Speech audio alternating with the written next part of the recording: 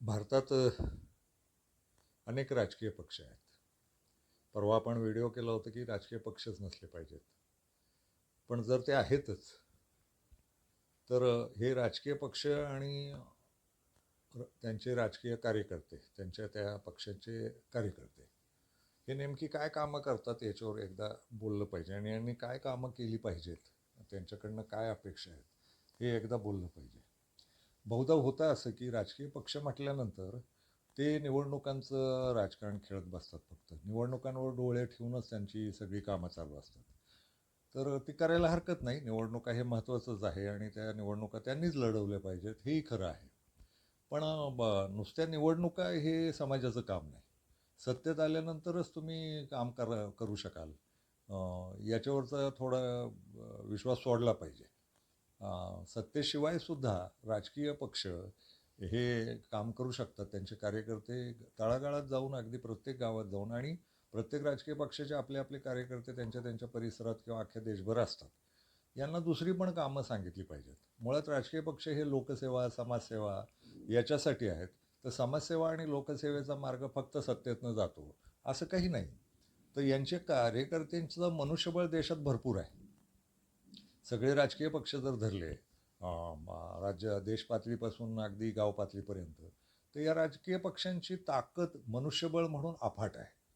आणि ही एका अर्थानं फक्त निवडणूक केंद्री, एकमेकांचा द्वेष केंद्री, एकमेकांना हरवणं केंद्री, असं काहीतरी यांची शक्ती वाया जाते असं लक्षात येतं. तर हे कार्यकर्ते आणि हे समूहानं एकत्र पण आहेत. म्हणजे राजकीय पक्ष म्हणून ते एकत्र पण असतात. ते कसल्याही विचारधारेचे असोत किंवा कुठल्याही गटातटाचे असोत, पण हे लोक एकत्र असतात. समूह असतो यांचा तयार. तर या समूहानं खरोखरच समाजात उतरून करण्यासारखी खूप कामं आहेत. आता त्यात आणखी एक स्वरूप आहे. त्या राजकीय पक्षांची कार्यालयं असतात किंवा कार्यकर्ते असतात आणि हे आपापल्या पक्षाचे किंवा त्यांच्याकडे अडचणी मांडायला आलेल्या लोकांचे प्रश्न सोडवायची मदत करतात. आणि ती विशेषतः सरकारी खात्यांशी संबंधित जे जे आहे, पोलिसांशी जे जे संबंधित आहे, त्याचे वशिले लावून किंवा मग गटतट करून किंवा मोर्चे काढून किंवा टोळी तयार करून जाऊन वगैरे अशी ती काहीतरी कामं करत राहतात. ती करायला हरकत नाही. म्हणजे त्यांच्याकडे लोक येतात तर त्यांनी त्यांच्या अडचणी सोडवल्या पाहिजेत. पण मग निवडणुका आणि लोकांच्या त्यांच्याकडं कुणी आलं तर अडचणी सोडवणं, असं करण्यापेक्षा या देशातल्या कामांचं काय स्वरूप आहे, समाजाच्या नेमक्या कामांची काय गरज आहे, कुठल्या कामांची गरज आहे समाजाला, याच्यासाठी हे स्वतःचं मनुष्यबळ वापरू शकतात ना. म्हणजे कुठल्याही गावात गृहीत धरलं, मतदारसंघात गृहीत धरलं, तर त्यात अनेक कामं असतात जी लोकोपयोगी आणि लोकांच्या भल्याची असू शकतात. तर यांनी समूहानं एकत्र येऊन त्यांच्या त्यांच्या पक्षाच्या झेंड्याखालीच अनेक कामं करता येतील. म्हणजे उदाहरणार्थ रोजगार हमीची जी कामं आहेत, तळी बांधणं आहेत, गावातले विहिरी स्वच्छ करणं आहेत, गावातले नद्या स्वच्छ करणं आहेत, गावातली बारवा स्वच्छ करणं आहेत, गटारी नीट स्वच्छ करणं आहेत, गटारी बांधणं आहेत, रस्ते बांधणं आहेत. आपण आपल्या समूहानं रस्त्यांच्या दुरुस्त्या करू शकतो. झाडं लावणं आहे, पाण्याचा प्रश्न आहे, पाणी कसं साठवता येईल याच्यावर मार्गदर्शन करणं आणि स्वतः उतरून काम करणं रस्त्यावर. आणि हे रोज रोज केलं पाहिजे असं नव्हे. यांनी आठवड्यातनं एकदा आपल्या राजकीय पक्षाच्या झेंड्याखालीच किंवा आपल्या राजकीय पक्षाच्या गटाखालीच आपली जाहिरात होईल अशा पद्धतीनंच लोकांच्या खऱ्या भल्याचं काम केलं पाहिजे, फोटोपुरतं नव्हे. अशी असंख्य कामं आहेत.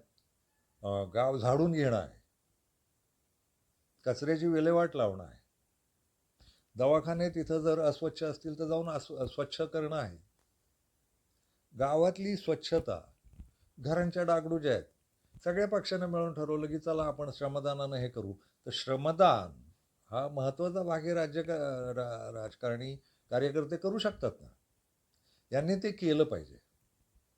कारण हे मनुष्यबळ. आणि मी पुन्हा सांगतो, रोज येण्याची एकत्र गरज नाही आहे. आठवड्यातनं एकदा, 15 दिवसातनं एकदा या गावाच्या गरजा कुठल्या आहेत नेमक्या, कुठली कामं होणं गरजेचं आहे, स्वयंसेवक म्हणून आपण कुठली कामं करू शकतो. तर यांनी समूहानं एकत्र येणं, झाडं लावणं, झाडं लावत राहणं, सतत झाडं लावत राहणं, ती वाढवत राहणं. हं. आणि मग गावात कोणाला काही लागली तर गावात एखादं मदत केंद्र काढणं स्वतःच्या पक्षाचं, लोकांना मदत करणं आणि पक्षरहित मदत करणं. कुणी आलं तर तुमच्या पक्षाकडं येईल तो. गावांमध्ये तसाही पक्षीय द्वेष नसतोच, असतो म्हणा, पण तसं करण्यापेक्षा पक्षीय द्वेष करण्यापेक्षा हा दुसऱ्या पक्षाचा मतदार आहे तरी मदत करायची. याचं खरं कारण मग तो येईल ना कधीतरी, हे लोक चांगले आहेत म्हणून. हे समाजसेवक आहेत. तर राजकीय कार्यकर्त्यांनी समाजसेवा करायला हरकत नाही. समाजसेवेची कामं लाखोंना पडलेली आहेत, खूप काम आहेत. एक गाव केंद्रित करून त्यांनी असे सगळे देशातल्या गावांची जबाबदारी जर घेतली आणि कार्यकर्ता म्हणून ते स्वतःच राबले, ताली बांधल्या, शेतकऱ्यांना मदत केली जाऊन, बांध बांधले पाण्याचे. तुमचं तुम्ही गावात जी जी साधनं उपलब्ध आहेत, मग सरकारनं पैसे, सरकारी पैसा नाही, ते सरकारी अनुदान आणि सगळं सरकार करील.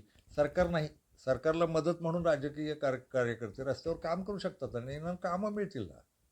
ते दंगली करणं, धर्म लावणं, जाती भेद करणं आणि भांडणं करणं याच्यापेक्षा, आणि मग आंदोलनं आणि धार्मिक राष्ट्र तयार करणं वगैरे असल्या नादाला लागण्यापेक्षा देशातल्या सगळ्या राजकीय पक्षांनी स्वतःच्या कार्यकर्त्यांना या पद्धतीचा कार्यक्रम आखून द्यावेत.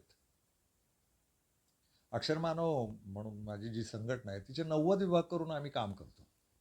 त्यात सगळं काय आहे, पर्यावरण आहे, शेती आहे, आरोग्य आहे, शिक्षण आहे, सगळे मध आहे. कितीतरी विभाग तयार करून आम्ही आपली माणसं तयार केलीत आणि ती काम.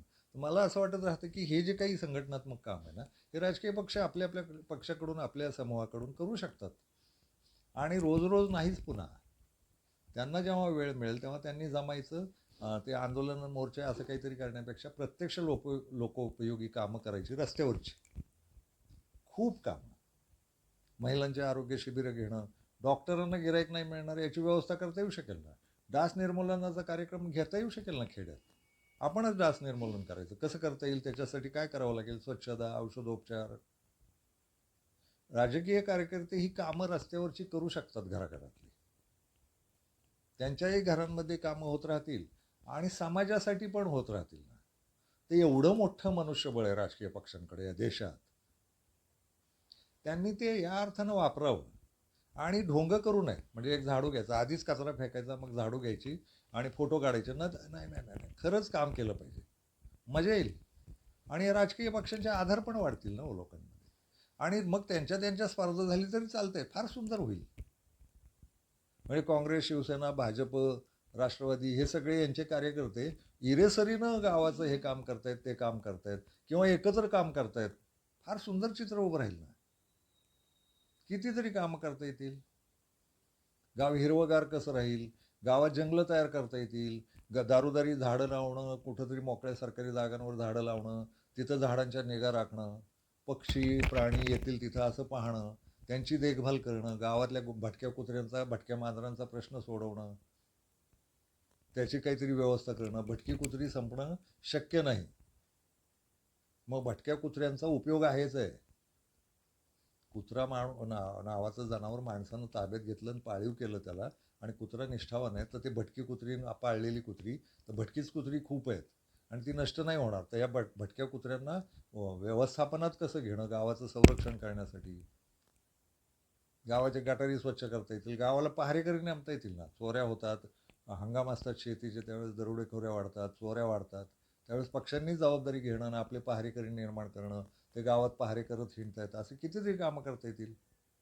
रोजगाराची कामं आहेत, रोजगारात मदत करता येईल, उद्योगधंद्यांना जाऊन मदत करता येईल. तुम्हाला काय हवं आहे का मनुष्यबळ? दुसरं सगळ्यात महत्त्वाचं म्हणजे या राजकीय कार्यकर्त्यांना अक्कल वाढण्यासाठी सहली आखणं आणि त्या धर्मस्थळांच्या आखण्यापेक्षा जिथं शेतीचं शिक्षण आहे, आरोग्याचं शिक्षण आहे, जिथं विज्ञानाचं शिक्षण आहे, अशा ठिकाणी सहली आयोजित करणं, तिथं भेटायला जाणं. येऊन जाऊन त्या देवळात जाऊन काही नाही आहे, तिथं तुमचा धर्म आणि देव सुरक्षित राहू द्या ना. तुम्ही येता जाता नमस्कार करा.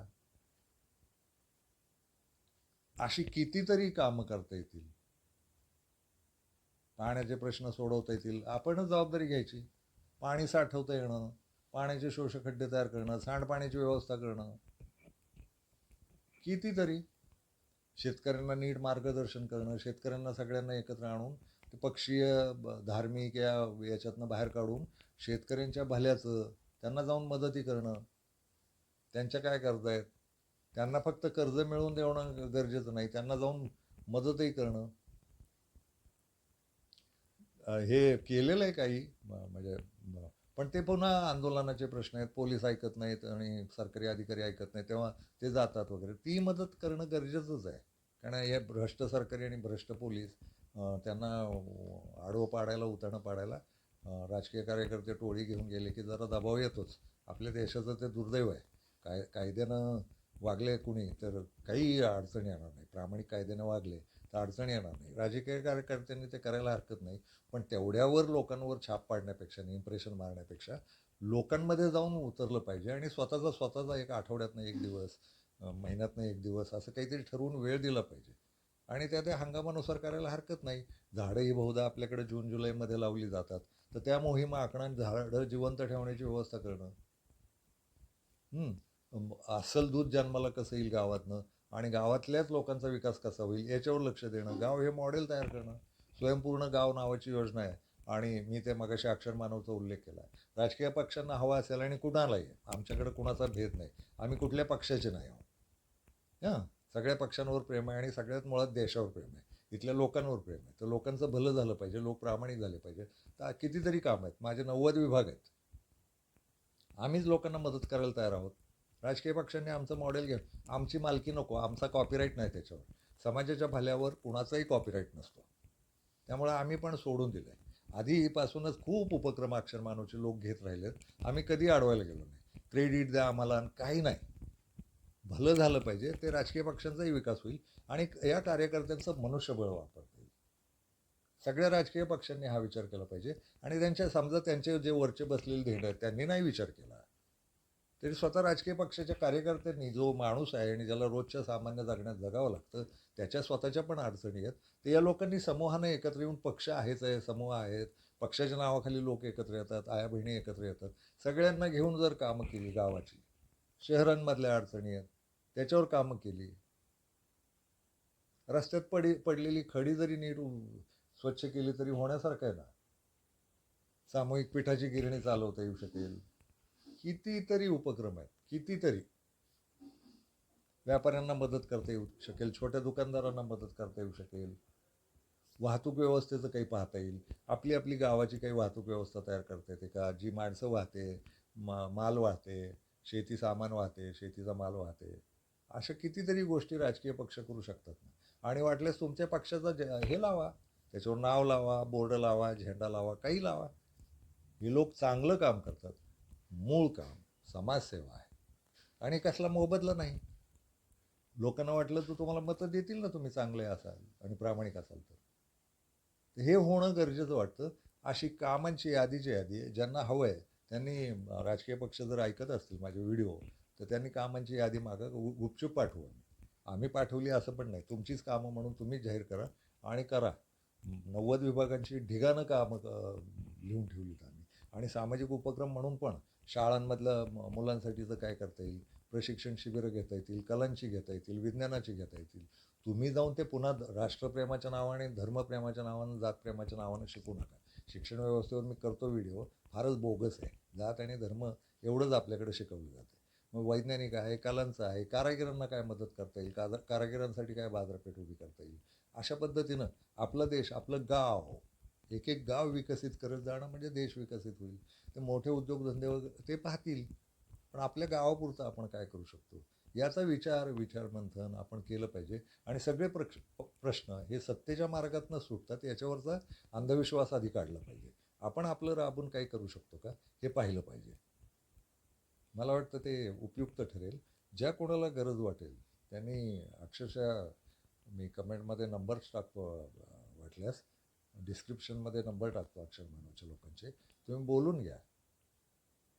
तुम्हाला हव्या असतील तर हे मार्गदर्शन किंवा मदत आणि लिखित मटेरियल आम्ही द्यायला तयार आहोत. तुमचं तुम्ही करा, आम्हाला श्रेय पण नको. ते अक्षर मानव हे नाव कुठंच नको.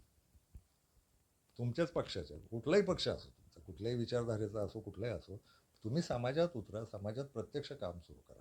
नुसते आंदोलनं, मोर्चन, दमदाट्या करून आणि टोळ्या घेऊन जाऊन हे काम ठीक आहे, तुमचं तुम्ही करा.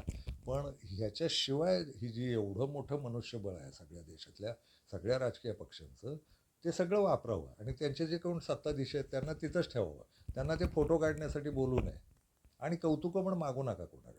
लोक पाहत असतात, लोक देतील तुम्हाला बक्षीस. मग तुम्हाला निवडून पण देतील. तुमच्या ती कामाची चुरस झाली तर फार मजा येईल, फार मजा येईल. आणि वरचे आधार घेऊ नका. आमचा मुख्यमंत्री आणि आमचा उपमुख्यमंत्री आणि आमचा विरोधी पक्ष नाही, अजिबात नाही. तुम्ही तुमच्या समाजासाठी, तुमच्या घरासाठी, तुमच्या भोवतीच्या लोकांसाठीच काम करताय, इतकी एक श्रद्धावान भावना पाहिजे. इमानदारीत ते करा. तुमची राजकीय कारकीर्द सुद्धा लखलखीत होऊन जाईल. आणि काहीच नाही, तुम्हाला सगळ्यांना मुख्यमंत्रीचं काही तुम्ही सगळे होऊ शकत नाही. सगळ्यांना आमदारक्या मिळतील, सगळ्यांना खासदारक्या मिळतील, शक्य नसतं. काही कार्यकर्ते तर समाधान तर मिळेलच जगण्याचं, पण मग आसपासचे लोकही नाव काढत राहतील आणि तुम्ही मेल्यावरही तुमचं नाव काढत राहतील की तो राबला, काम केलं त्यानं. तुम्ही काम करा. नुसती तात्विक भाषणं, देशाचा विकास आणि असा विकास आणि मग सरकार, मग आम्ही सत्तेत आलो तर यातनं जरा बाहेर येऊ.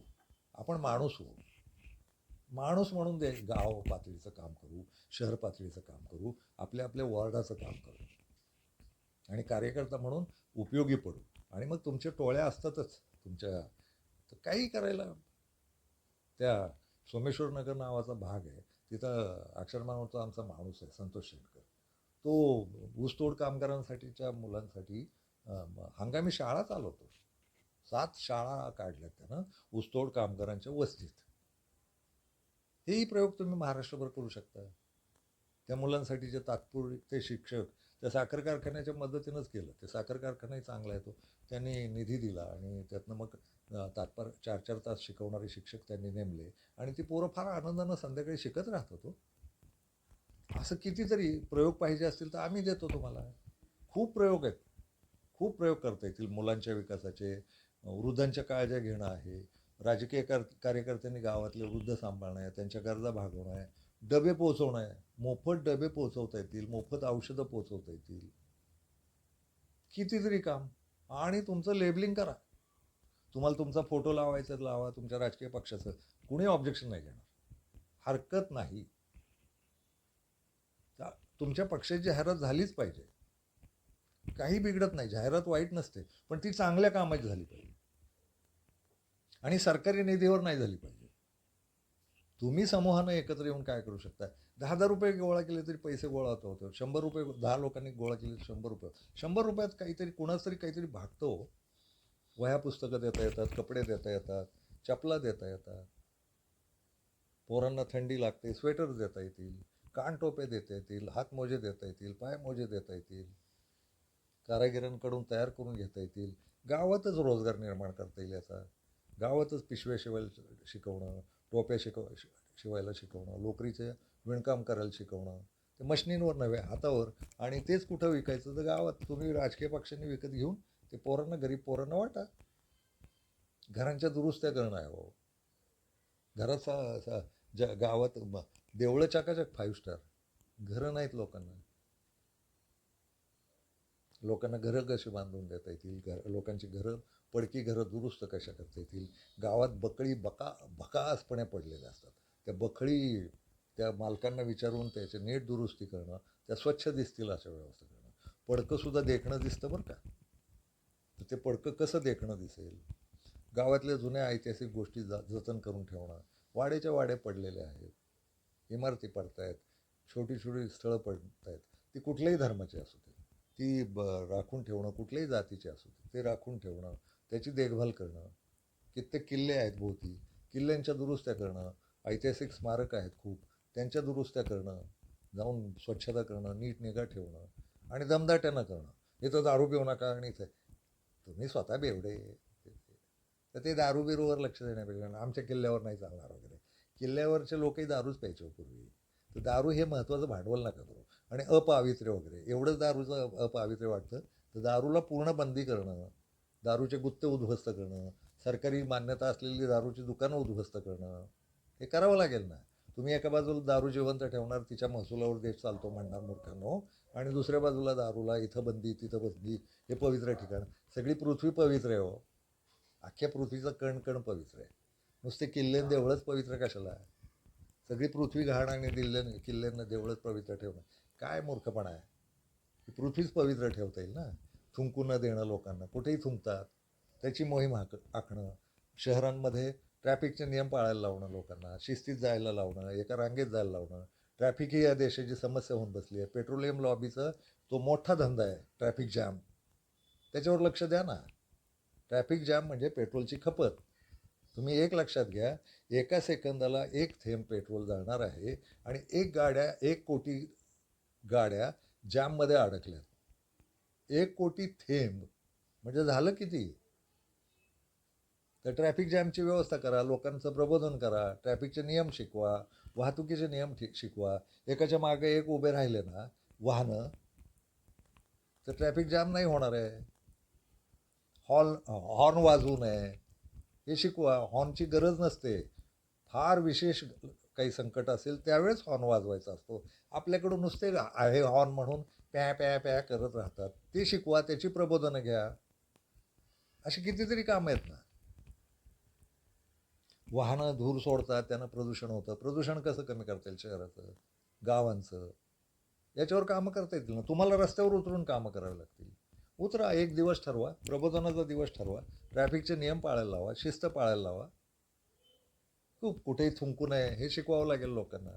आपल्या महाराष्ट्रातल्या एसट्या बघा, एसट्यांच्या सगळ्या खिडक्या गरगटलेल्या असतात त्या थुंकीनं. तो ड्रायव्हरसुद्धा थुंकत असतो कोपऱ्यात. PMTच्या आणि ते याच्या बसेस बघा हो, तुमच्या नगर वाहतुकीच्या ज्या बसेस आहेत ना, त्यांचे ड्रायव्हरसुद्धा त्यांनाही सांगणं, तंबाखू खाणं आत गिळा म्हणायचं, तुमचं तुम्ही मारा, थुंकून घाण करू नका ना. कितीतरी काम आहे. राजकीय कार्यकर्ते येता जाता लगे आणि दमदाट्यानं करतात. हात जोडून नम्रपणे की दादा, आपण आपला देश, आपला विकास, आपली शांतता, आपली स्वच्छता हे ना हात जोडून सांगू शकाल. नाही ऐकलं तरी हातच जोडायचे, दादा नमस्कार, दादा नमस्कार करून इथं थुंकू नका. पाणी घाण करतात. नाले ओढे स्वच्छ कसे राहतील त्याच्या मोहिमा काढता येतील. प्रदूषण करणारे जे कारखाने पाणी सोडतात, हागणदाऱ्या सोडतात नगरपालिका नद्यांमध्ये, याच्यावर काम करू शकाल. स्मशानभूमीचे प्रश्न आहेत, ते असं सिमेंटचं बांधून ठेवतात नेमकं पाण्याच्या ठिकाणी. तर लोकांना जाऊन ते प्रबोधन करता येईल ना. काही गावांनी घेतलं ना अंगावर ते, की आपापल्या शेतांमध्ये प्रेतं जाळू, आपल्या पूर्वजांचे, आणि एक झाड लावू पूर्वजाच्या नावानं. त्या नद्यांमध्ये राखा आणि ते काही हाडं सोडत राहायचे. कयाधू नावाची नदी आहे नामदेवाच्या गावाला नेरला, ती सगळी अशी घाणीनं भरलेली आहे.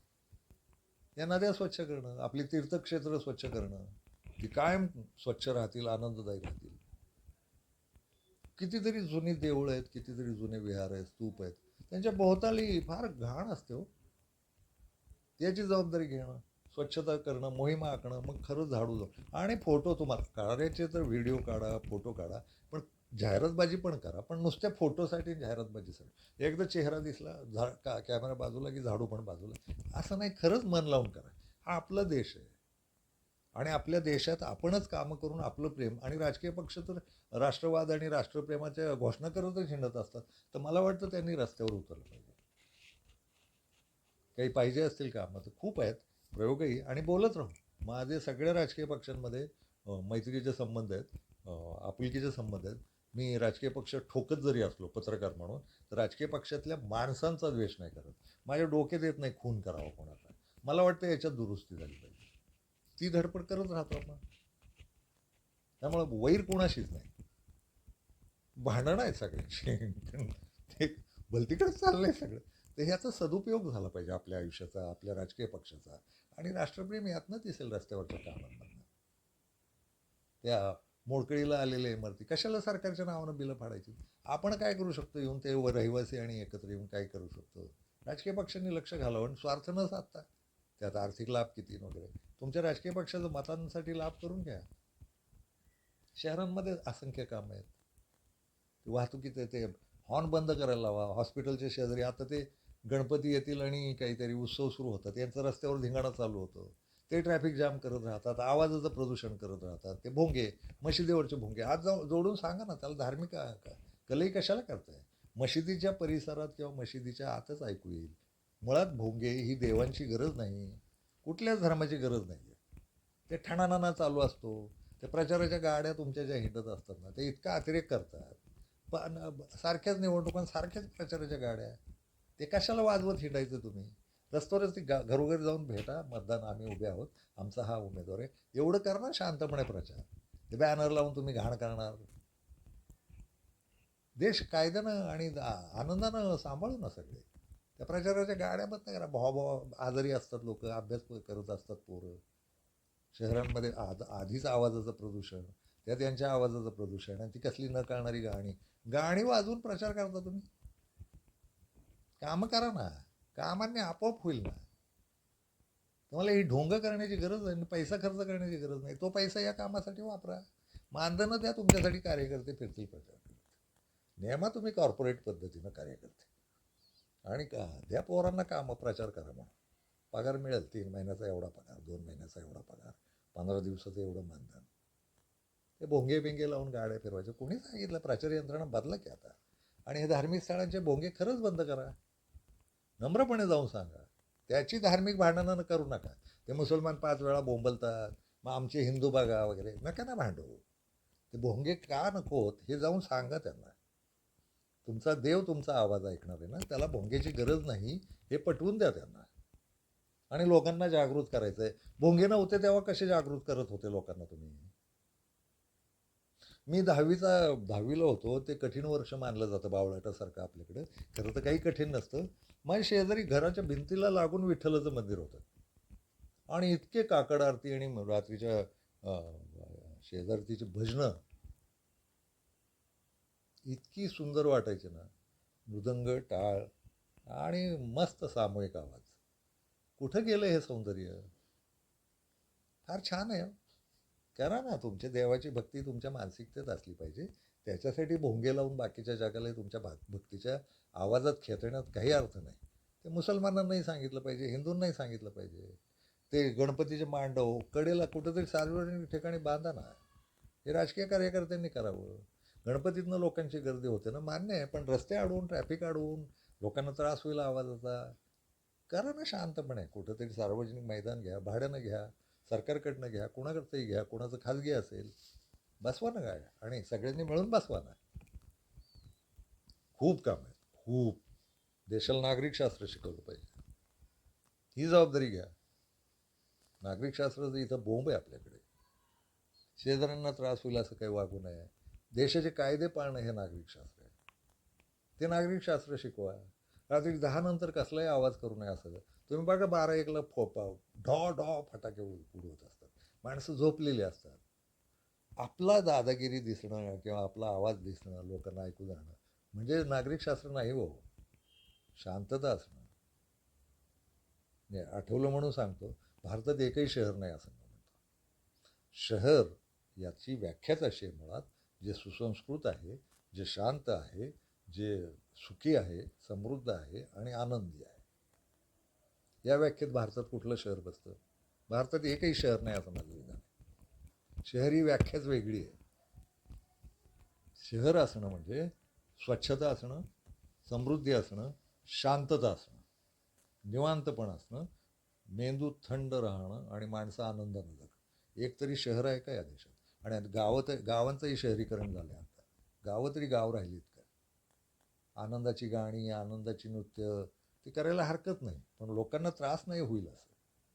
हे राजकीय कार्यकर्ते करू शकतात ना, नागरिकशास्त्र लोकांना शिकवणं. राजकीय कार्यकर्ते अनेक कामं करू शकतात. हजारो कामं आहेत. लागली तर मदतीला या, मदत मागा, जरूर देऊ आणि मोकळेपणानं देऊ. मदत करतो या उपकारानं नाही, पण तुम्हाला काही कार्यक्रम हवे असतील तर आम्ही द्यायला तयार आहोत. सहकार्यानं जगू आणि पक्षीय भेद न करता, वैचारिक भेद न करता, वादांचे भेद न करता एकमेकांचं राष्ट्र म्हणून आपण एकमेकांना मदत करू. जरूर या, स्वागत आहे. धन्यवाद.